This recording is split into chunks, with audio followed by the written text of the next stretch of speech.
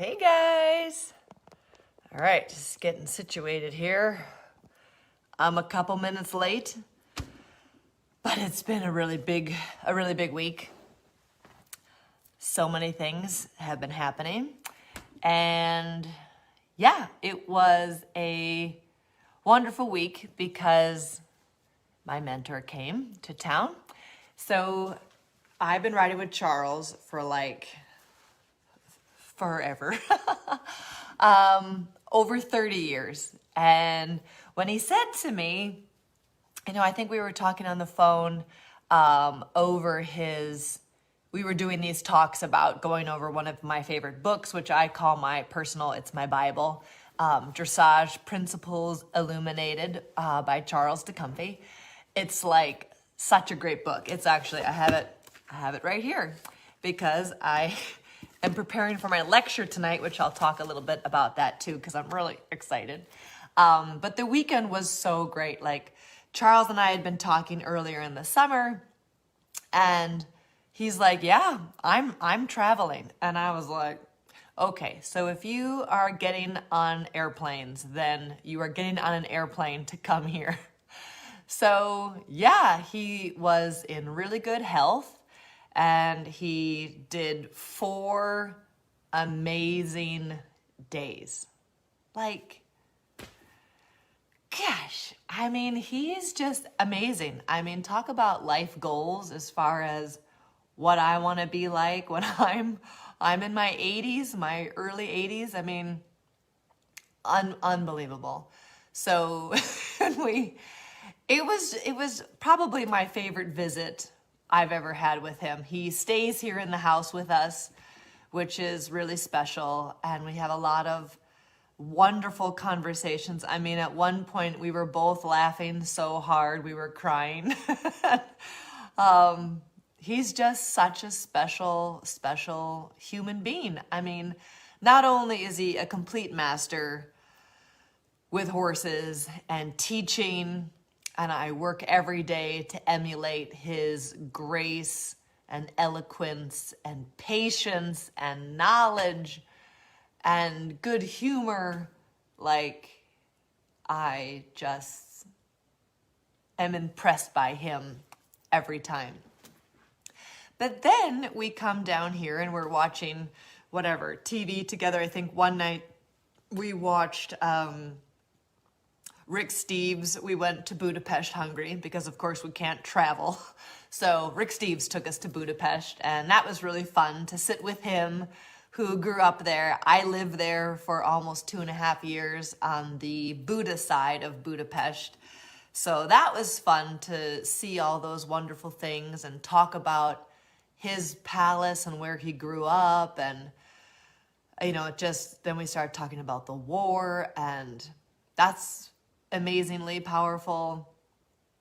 And like here in America, like we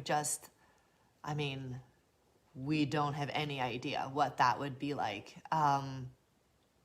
Yeah, it was powerful.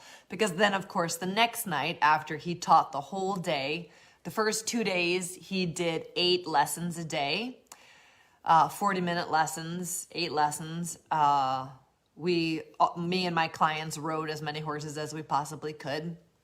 I think even next time he comes, I think I'll just have him sit in the arena, and I'll just like ride every horse in my stable. He could just sit there and tell me what he thinks. But then I think it was maybe Friday night. No, maybe it was Saturday night.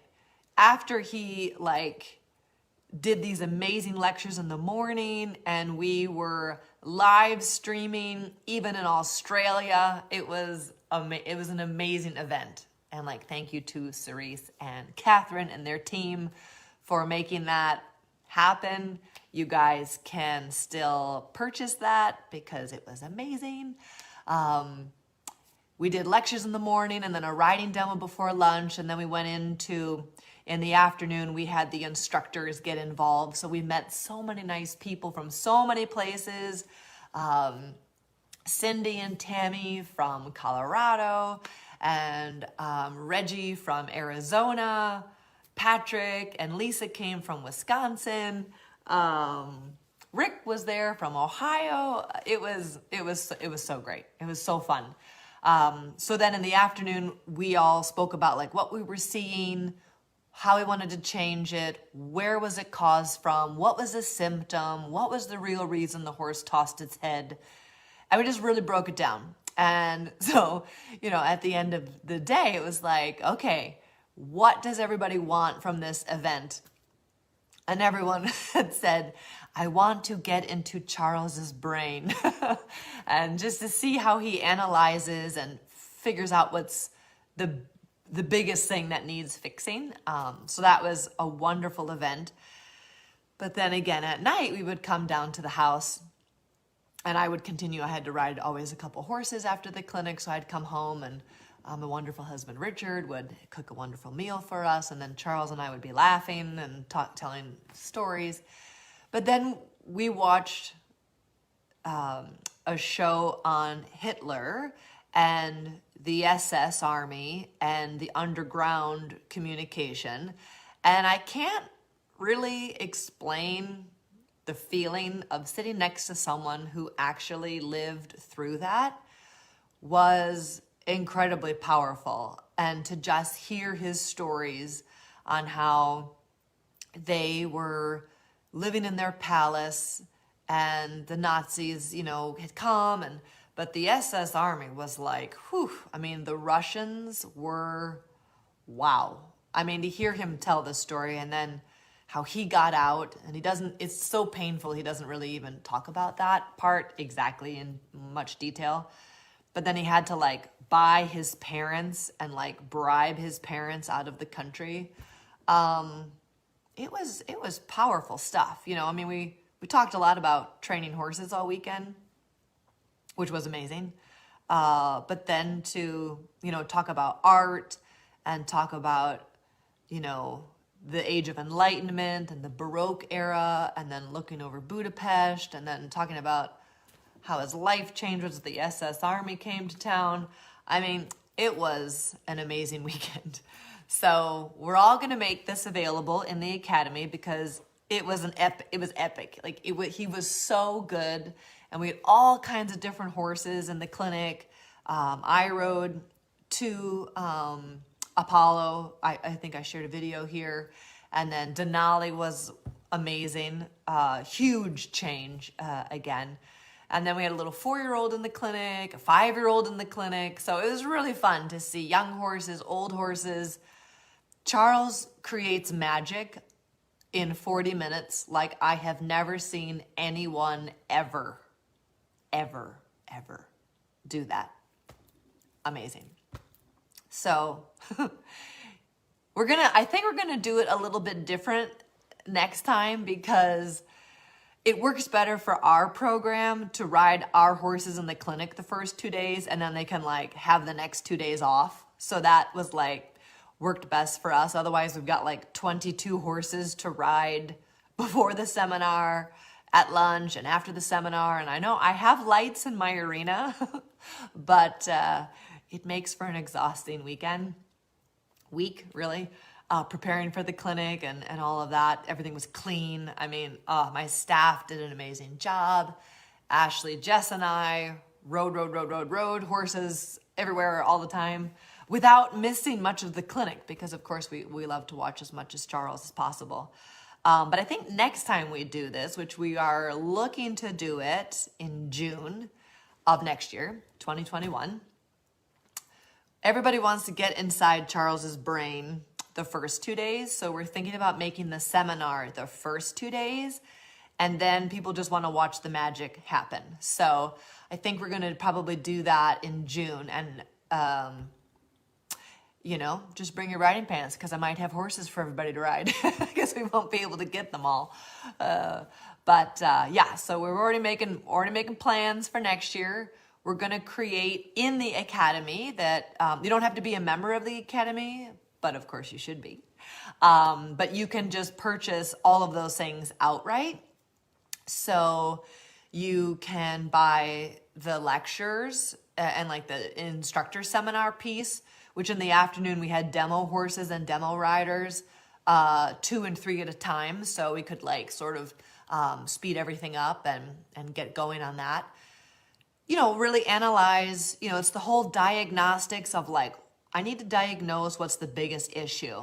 And then I need to prescribe the right exercise, which is going to make the rider more effective as well as improve the horse. And then the horse needs this exercise because of these reasons. He's just like, yeah, Catherine, our best event yet. It was awesome. I can't wait to do it again. So that's going to be available. And also the clinic, honestly, like the clinic he was in such great form and he just brings the magic. So we're going to also make available the clinic. So we'll pick out the most special rides. I know Catherine Short is not really on Facebook, but her little 5-year-old, her little Connemara, Devlin, was like a showstopper. Jessica Davis, one of my riders, she rode him, did a beautiful job. Transformation. It was incredible. So we sold all his books and all his videos. So check it all out. I don't remember, Catherine could probably say when we did this, but a couple years ago, I came up with this great idea that I want to just like sit on my porch and talk with Charles. Like I have heard these stories forever. Everybody needs to hear them. Everything about like elegance, about his mother, about his story. God, he's just such an inspirational human being. Just the amount of character is just astounding to me. So everybody needs to hear about that. So we, on my front porch, I think it was a couple years ago, we have something we called Conversations with Charles, where I just get him talking and he just goes into, why it's important to have an academy, which is why we created one. It's not the same kind of academy he talks about. Obviously, because of COVID, nobody could travel anywhere, so we had to go online. But we're thrilled to death with how it's bringing people together, how people are inspired, how people are thinking a little bit deeper through the way they're training their horses. Their horses are happy, their relationships are growing. So it's really great. But we're also going to have something in the academy that you can purchase too, where it's more discussions about life and Charles's thoughts on life, and not so much horses, but those are brilliant too. So we're excited about that. It was so great. I can't believe we were live streaming in Australia. It was so great. It's so fun. Like one of my biggest passions is sharing classical dressage with everyone who will possibly want to hear anything about it. I just want to just get it out there. So the fact that we were like live streaming, it was so great. So thank you guys all for joining. That was amazing. Takeaways. Charles is always right. And there's so many pieces. I mean, for me, just always getting better in my seat. Always being lighter in the connection, getting the horse equally loading into both hind legs. As much as he is so much about like lengthen your reins, sit in the saddle and slow down, he is equally as much go for like shorten your reins and book it, So he's just amazing, and you guys should come and watch. So that'll be great. Hopefully by next June, y'all can come in person, and we'll have our deck in the arena organized, and it'll be great. What else happened? Everyone is healthy, so that was a good week.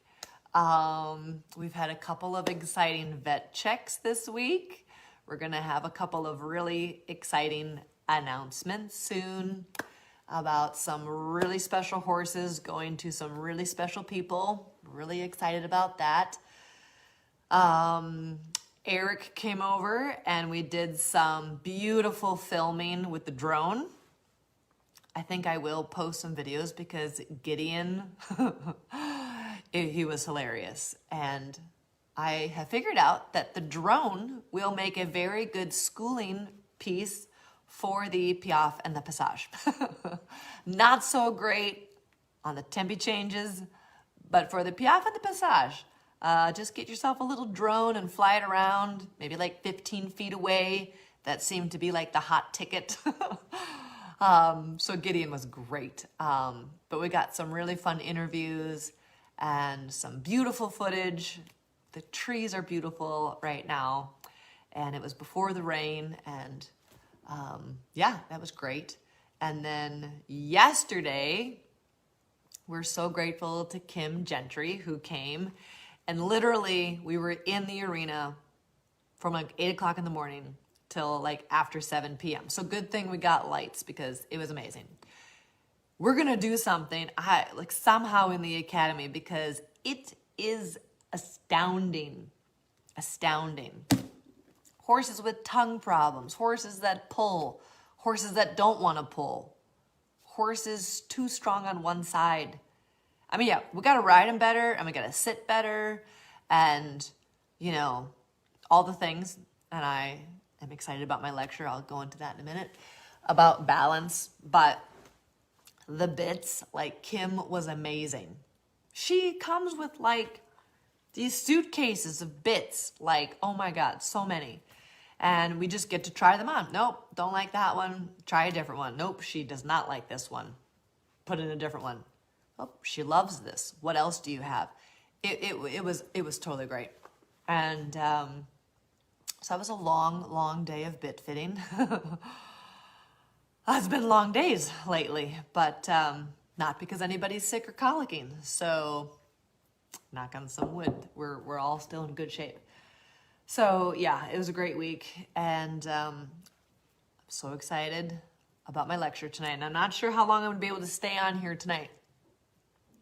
But the lecture I'm doing is about the balanced horse and rider, and it was so fun to put this all together. It sort of took a life onto its own, and you know, just to say a couple of quick things about balance is, you know, because the whole part is like this Riding Your Horse Sound series.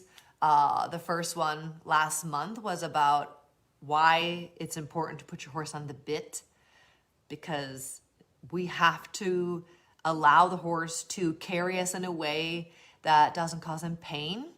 And so longitudinal flexion is like number one priority about being able to take the next step, which is the balance part.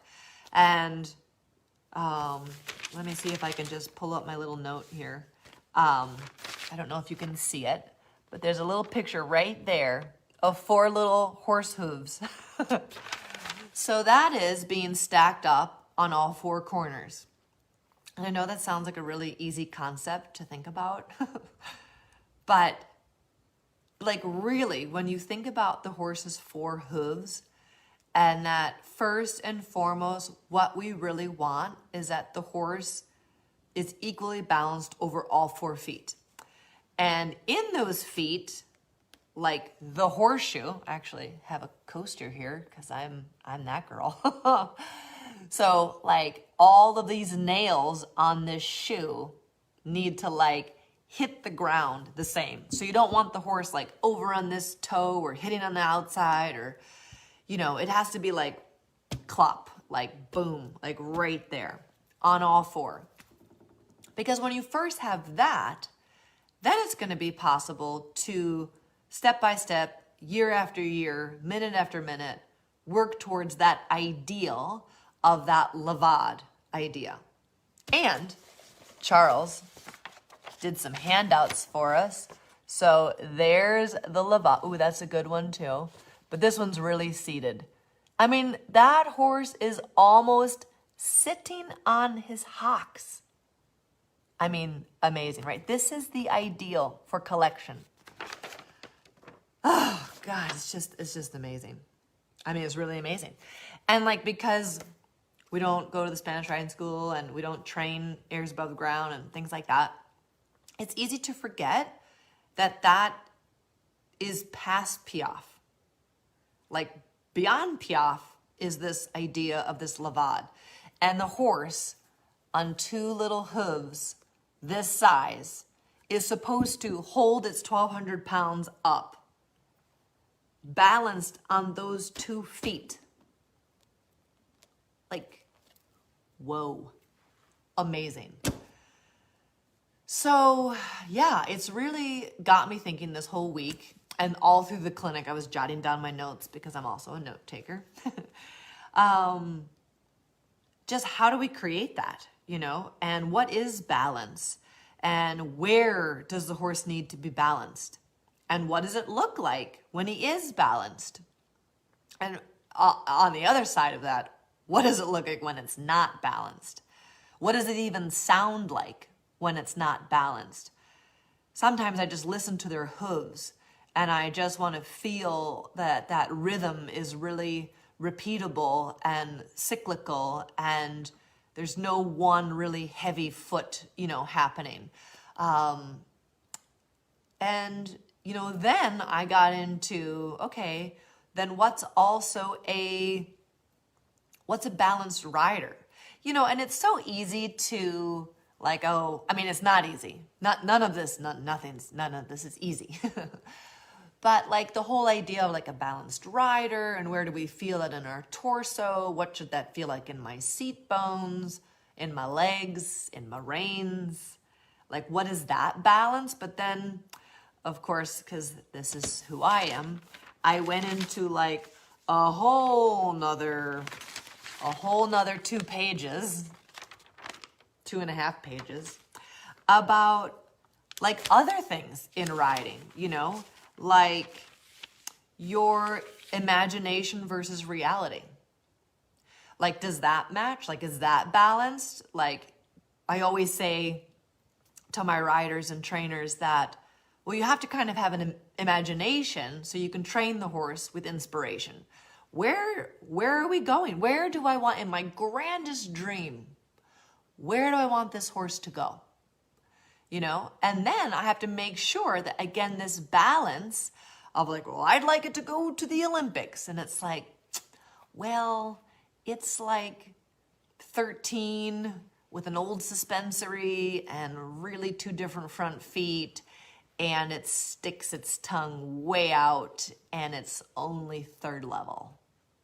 So that's going to be hard, right? So that's that balance of this reality of what is it, what is really happening, not what I think is happening, not what I feel is happening, not what I want to, but like what is actually here right now.